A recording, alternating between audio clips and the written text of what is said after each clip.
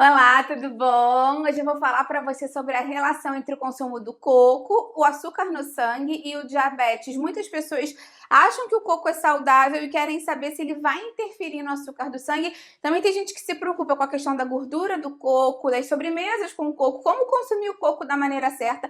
Vou aproveitar e falar também no final do vídeo sobre a farinha de coco, sobre o leite de coco e a água de coco. Fica até o final que você não vai querer perder. Se você adora vídeos de nutrição, saúde, boa forma, você vai amar o canal. Aproveita então, se inscreve, lembra de ativar o sininho para receber as notificações. Eu tenho vídeo novo todos os dias, você vai adorar com certeza.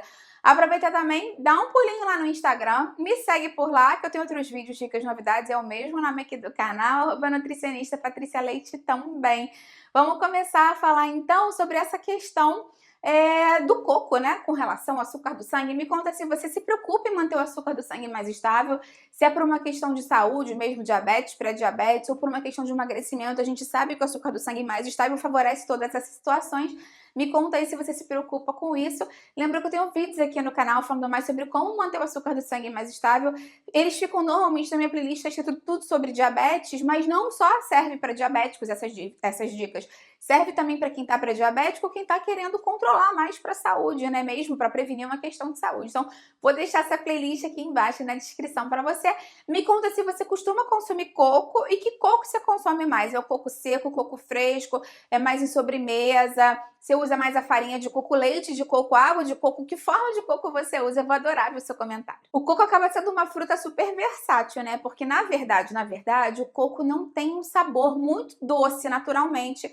Ele tem um sabor mais para neutro e isso está muito refletido na própria composição nutricional do coco. Quando a gente observa o coco, a gente vê que ele tem uma pequena quantidade de carboidrato, mas proporcionalmente a quantidade de fibra é muito grande. Quase todo o carboidrato dele é de fibra, ou seja, é um carboidrato que a gente não vai conseguir digerir e absorver, então ele vai passar inerte pelo trato digestivo e acaba que quando a gente desconta a fibra do carboidrato total, a gente tem os carboidratos líquidos, né, que nada mais é do que isso, carboidrato total, daqui, carboidrato total menos fibra, vai dar aqui o carboidrato líquido, que é o carboidrato ingerível, né, digamos assim.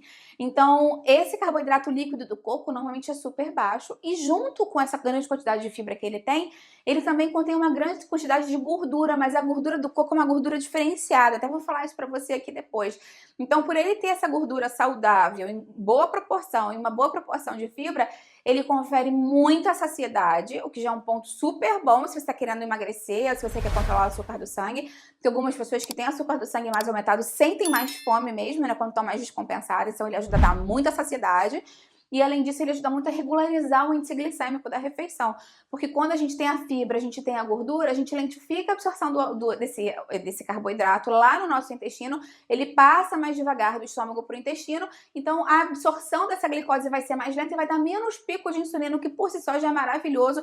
Qualquer refeição que você acrescente o coco, seja ela doce ou salgada, vai ficar mais controlada pelo acréscimo desse alimento tão saudável. A gordura do coco, como eu falei, é uma gordura diferenciada porque ela tem uma grande proporção de ácido graxo de cadeia média, principalmente o ácido láurico. E um detalhe muito interessante dele é que a absorção, a digestão dele é muito rápida e ele não estimula a insulina no nosso organismo. Então, ele ajuda de uma maneira bem interessante a melhorar o metabolismo de carboidratos também.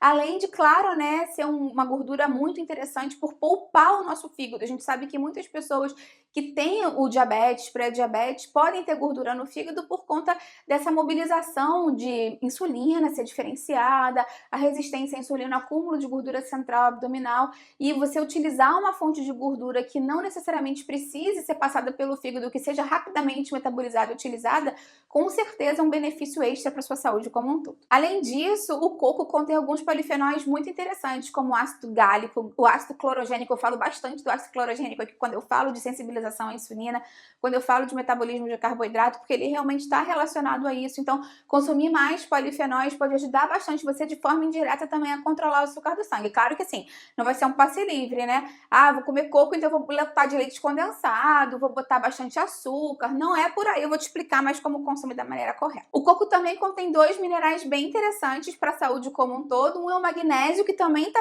relacionado a essa questão de sensibilização da insulina, que é um efeito benéfico muito interessante se você quer controlar o açúcar do sangue. E ele também contém potássio, que ajuda você a desinchar mais e regularizar a pressão arterial.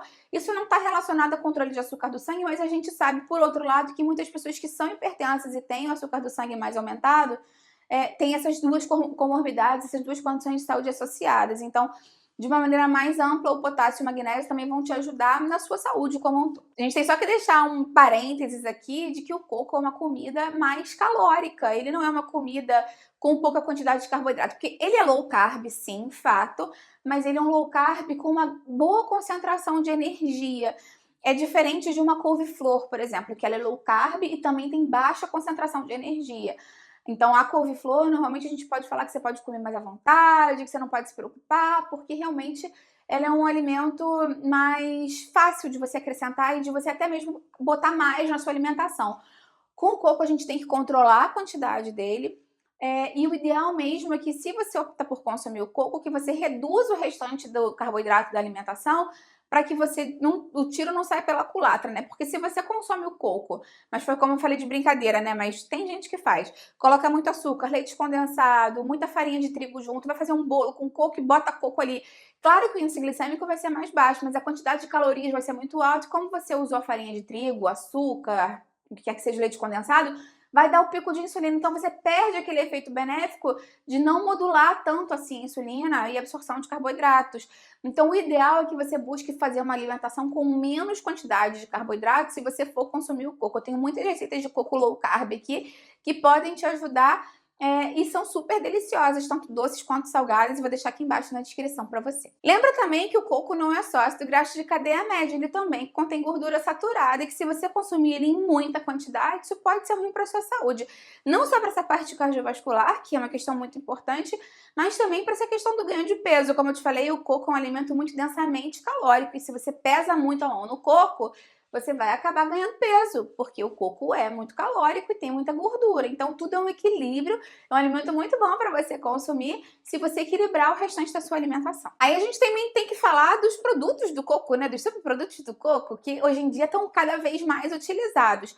A gente tem a água de coco, a gente tem o leite de coco e a gente tem a farinha de coco.